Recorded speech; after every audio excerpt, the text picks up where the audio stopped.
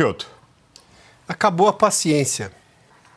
Essa visão que você trouxe aí, de fato, ela se justifica porque a esplanada de ministérios de Lula 3 é um negócio tão grotesco, tão ineficiente, tão ruim, de gente tão incapaz que a fala mansa do Haddad, embora tenha sido eleito o pior prefeito da cidade de São Paulo, briga com a Marta Suplicy ali, que abandonou a cidade nas chuvas e foi ao Scala de Milão, mas enfim, hoje é candidato a vice junto com o Boulos, né? Mas vamos lá. Que daí o mercado falou, bom, dá para conversar com ele. Porque em algum momento o Haddad faz conta. Então ele disse assim, ó, o déficit não pode aumentar. Só que não adianta ele concordar com isso. O que ele tem feito de fato no governo? Então eu vou dar aqui 256 bilhões e 300 milhões de motivos para essas vaias que ele ouviu. É o déficit dos últimos 12 meses, em que o governo gastou mais do que arrecadou. Ou eu posso dar um número bem maior. 1 trilhão 111 bilhões. É o déficit, o acréscimo de dívida pública que o governo Lula colocou na dívida só nos últimos 12 meses. Por essa gestão ineficiente que gasta mais do que arrecada e não apresenta nenhuma solução para o país. 15 meses de gastos, ou seja, de gastos acima da arrecadação.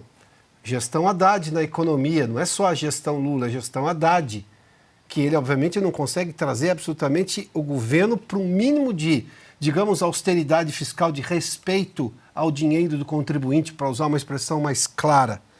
É muito déficit, é muita incompetência, é muita falta de propostas eficientes.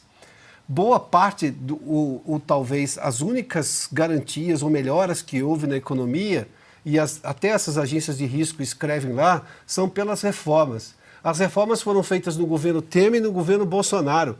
A única reforma que esse governo está aprovando, ou está tentando fazer passar, criou um monstrengo pior do que nós já temos, que é essa reforma tributária.